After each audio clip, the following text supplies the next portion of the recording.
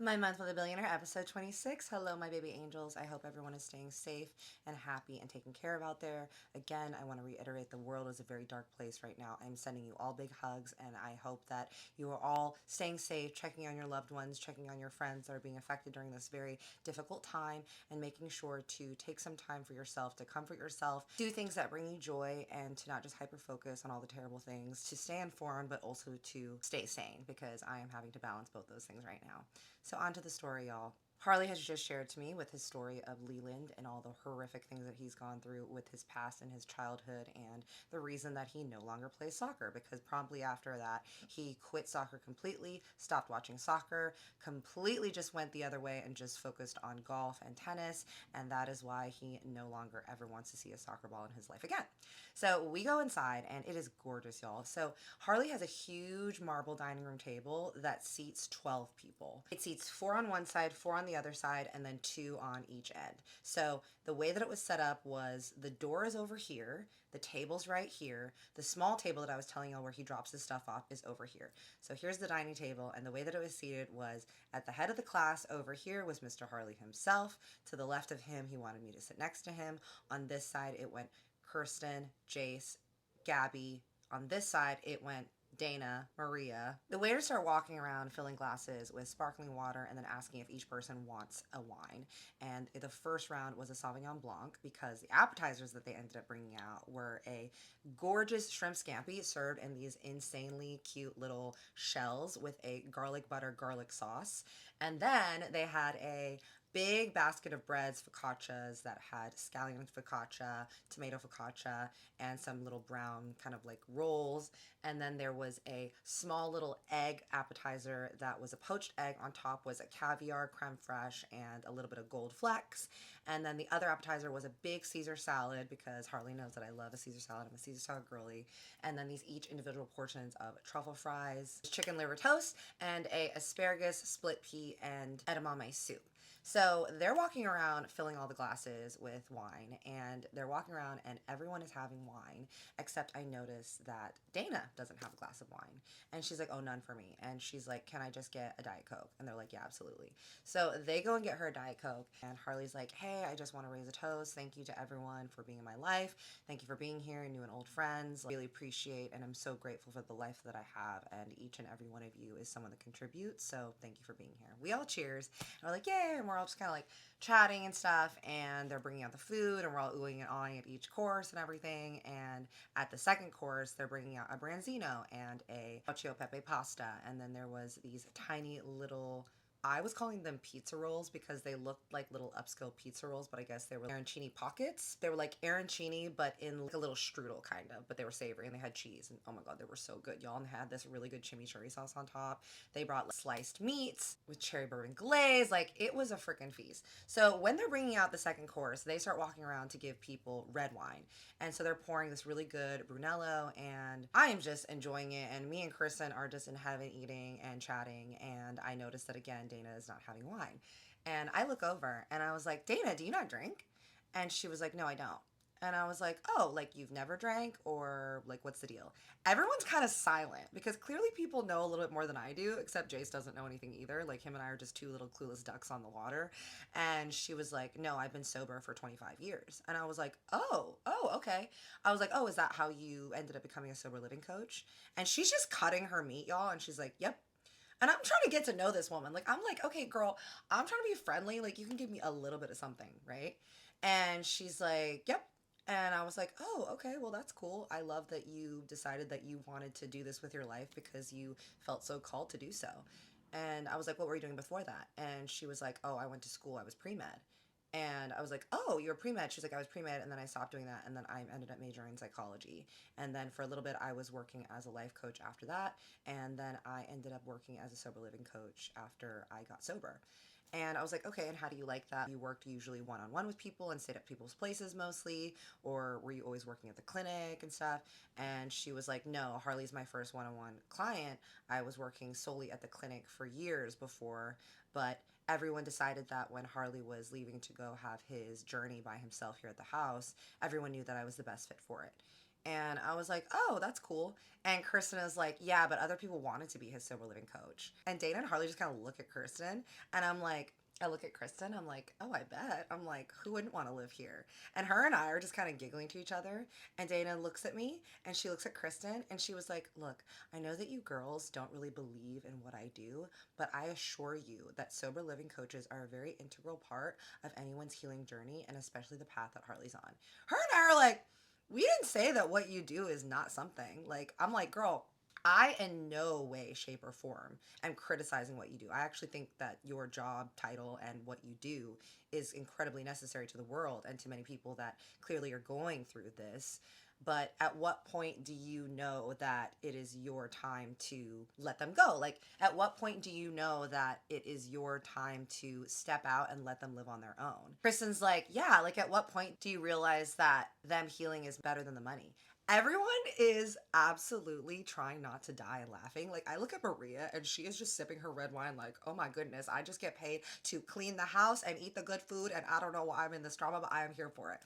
Jace is just enthralled with his piece of meat and his little bourbon glaze that he's not even really paying attention. And Gabby is over there giving us the looks. And honestly, Harley does not give a flying.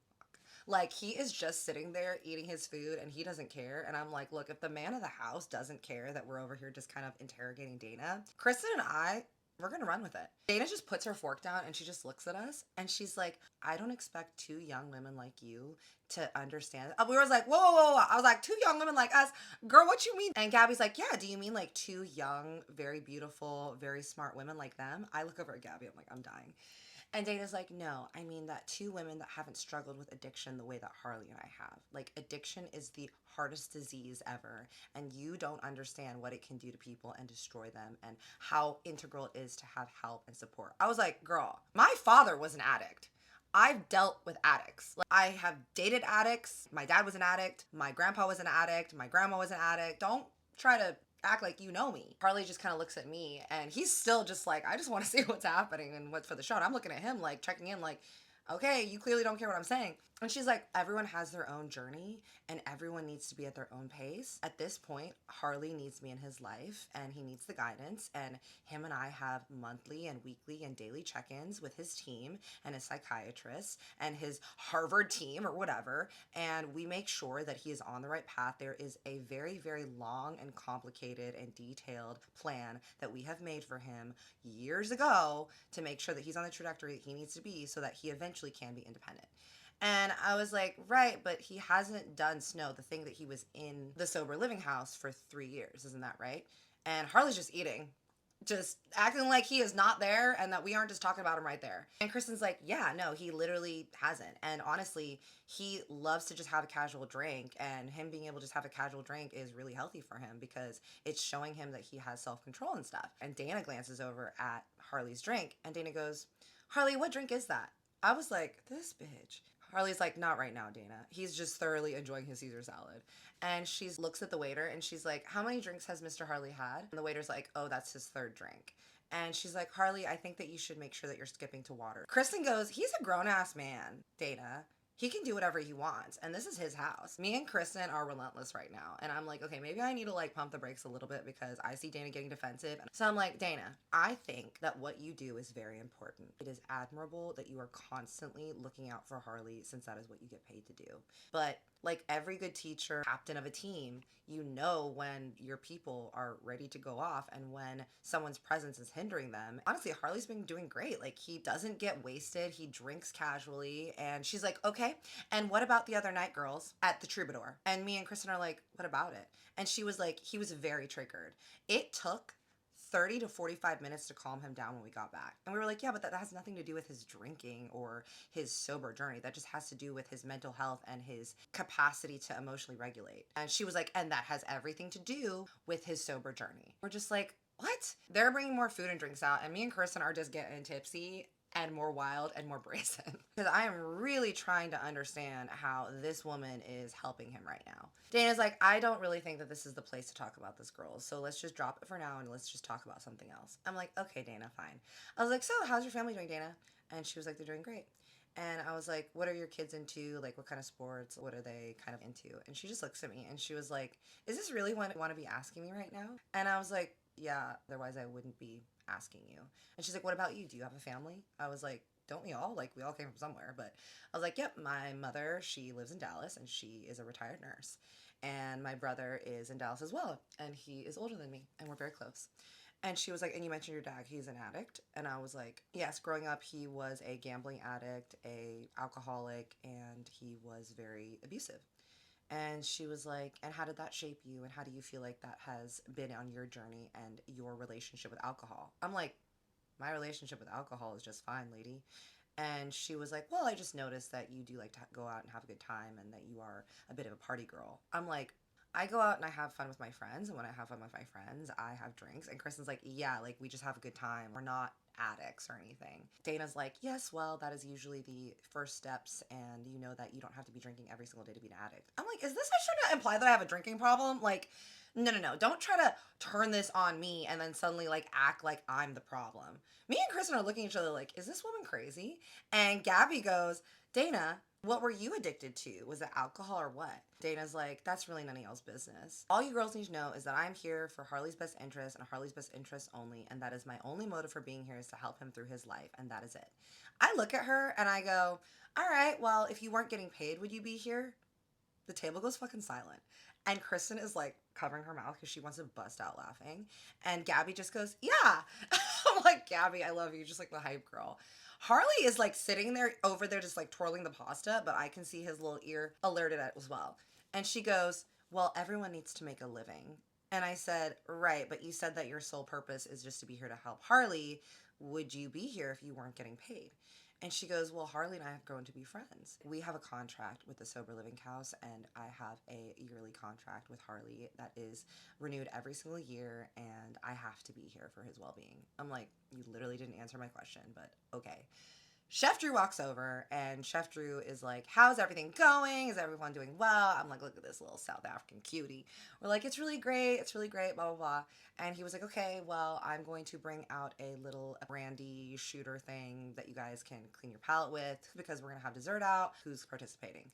Me and Kristen are like, us, right? And Dana's like, none for me. And Kristen goes, Dana, why don't you have one with us? And Dana looks at her and she goes, I told you I'm sober. You know what, Kristen? This is the type of behavior that is exactly why I don't think that you should be staying at Harley's so much, and is exactly why I told him that you girls being here is bad for his recovery. Harley looks at Dana, he goes, Dana, that's enough. And Dana goes, no, I'm just saying that there are a couple people at this table that are just here to live off your generosity, and I, for one, don't think that they should be here hindering your journey because I know what it is that you need, but you won't listen to me. I said, Dana, the only person that hindering your journey is you because all of us are here trying to support him and make sure that he can get out of the diapers and live without you, but it really just seems like you're the one because I haven't been here that long and I have seen his improvement just from sitting there and talking to him and sharing his life with me and sharing his journey that he has.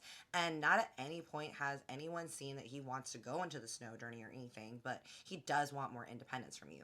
Harley looks at me, he's like, Kat, it's okay. I'm like, all right, I'm getting heated, y'all. And Dana was just like, I think that I'm gonna go into my room now. And we're like, great, Dana, bye.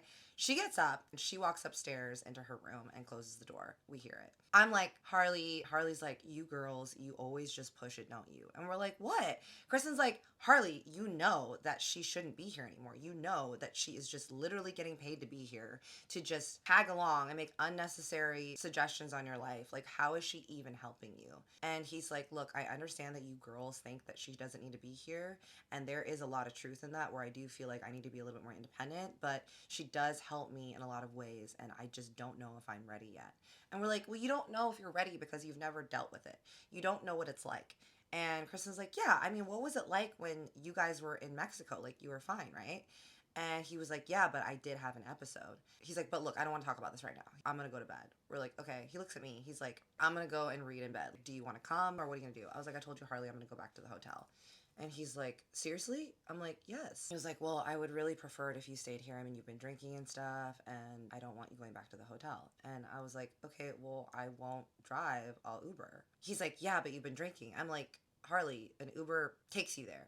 And Kristen's like, yeah, she's fine. I'm like, look, if I really don't feel like going back to the hotel, I will sleep in my room, but I'm not going to sleep in your room tonight. And he was like, fine. So he walks over, he gives me a kiss on the head, and he's like, good night, y'all. Everyone says good night, and he walks upstairs. Me and Kristen and Jace and Gabby look at each other. We look at Maria, and we're like, yo, Maria, you want to get drunk? And she's like, absolutely. We have dessert, and then we all walk over to the bar, and we're just kind of chatting over there. And everyone's cleaning up. The staff is cleaning up. Maria's helping them, and Chef Drew is just kind of like doing the final touches. And me and Kristen are like, hey, let's get drunk with Chef Drew.